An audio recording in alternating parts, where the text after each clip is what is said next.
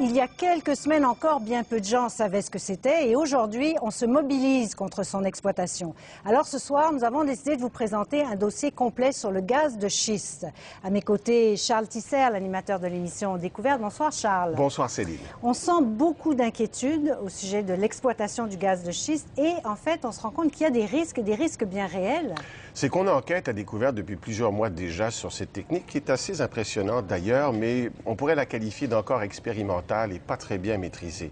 Au Québec, on procède par tâtonnement. En ce moment, c'est de l'exploration. On essaie de trouver la bonne recette pour fracturer le schiste, pour libérer le gaz, mais on n'est vraiment pas là encore. Comment procède-t-on? Oui. Eh bien, normalement, on fait un forage vertical du haut vers le bas, comme on voit ici.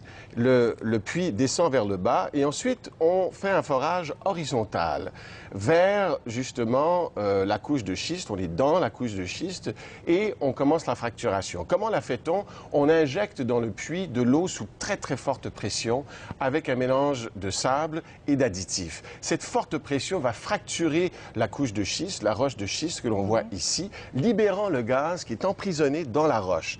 Le gaz est emprisonné, projeté dans le puits à très haute pression et remonte vers la surface avec justement les liquides de fracturation. Et c'est là qu'il y a des risques en fait. Hein? Les risques peuvent se produire à ce moment-là parce que normalement on protège tout le puits par une gaine de ciment qui coulait tout au long de la construction, si je puis dire, de ce puits. S'il y a des fissures dans la gaine de ciment, à l'endroit où se trouve la nappe phréatique, le gaz et les liquides contaminés peuvent migrer vers la nappe phréatique, la contaminer et ensuite remonter par les puits artésiens résidentiels et contaminer l'eau résidentielle. Et créer pas mal de dégâts.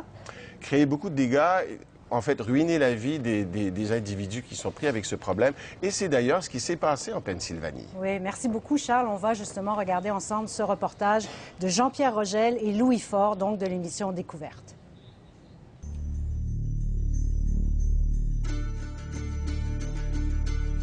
Le nord-est de la Pennsylvanie offre des paysages en dehors du temps.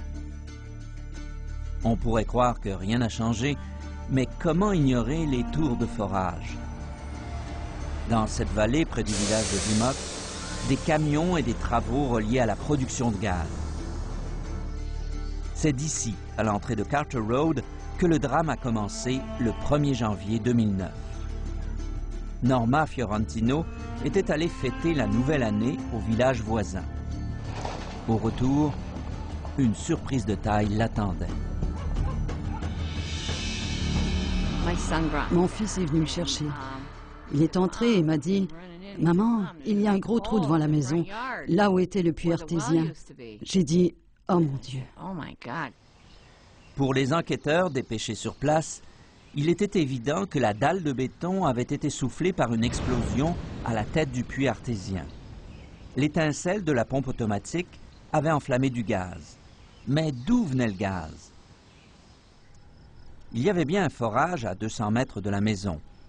Une initiative de la multinationale du Texas Cabot Oil and Gas, que tout le monde ici appelle Cabot. Un peu plus loin, chez Gene et Ronald Carter, on a foré encore plus près de leur maison. Rien qu'ils aient autorisé ou même qu'ils puissent contester. La terre ne leur appartient pas. Jean Carter se souvient et elle a pris des notes. Mauvais goût et mauvaise odeur dans l'eau, fin octobre 2008. Le premier puits a été creusé en septembre 2008. Un mois plus tard, on avait ce problème. Chez Julie et Craig Sautner, nous enregistrons un son étrange qui provient de leur puits artésien. C'est du méthane, du gaz dans l'eau. Le méthane remonte dans le puits. Il se propage dans l'eau et remonte à la surface. C'est ça qu'on entend. 1 kilomètre plus loin, la maison de Scott Ely est adossée à la colline. Chez lui, c'est carrément l'eau du robinet qui s'enflamme.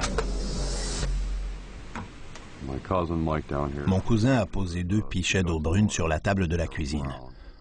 Pendant qu'on discutait, j'ai approché un briquet et le pichet d'eau s'est enflammé.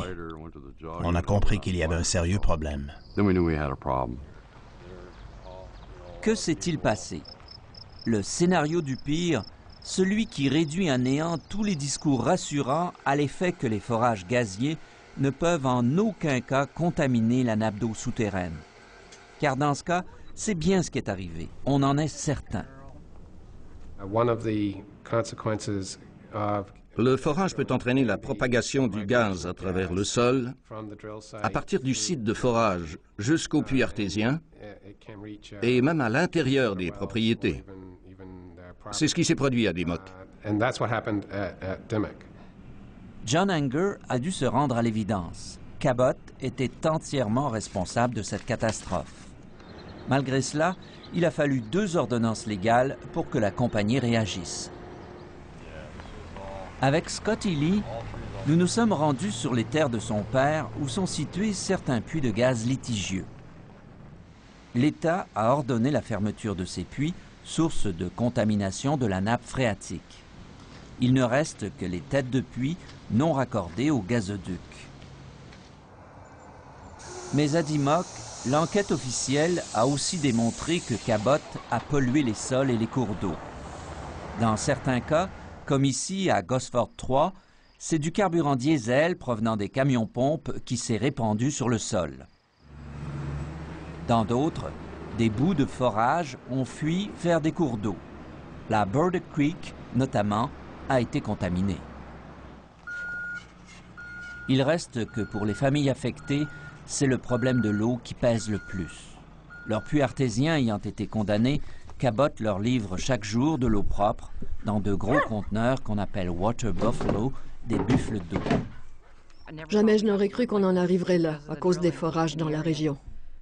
Je ne sais pas ce qu'on va faire. Il va falloir partir. On ne peut pas vivre comme ça. On vieillit. On ne devrait pas être obligé de vivre comme ça. C'est trop pénible.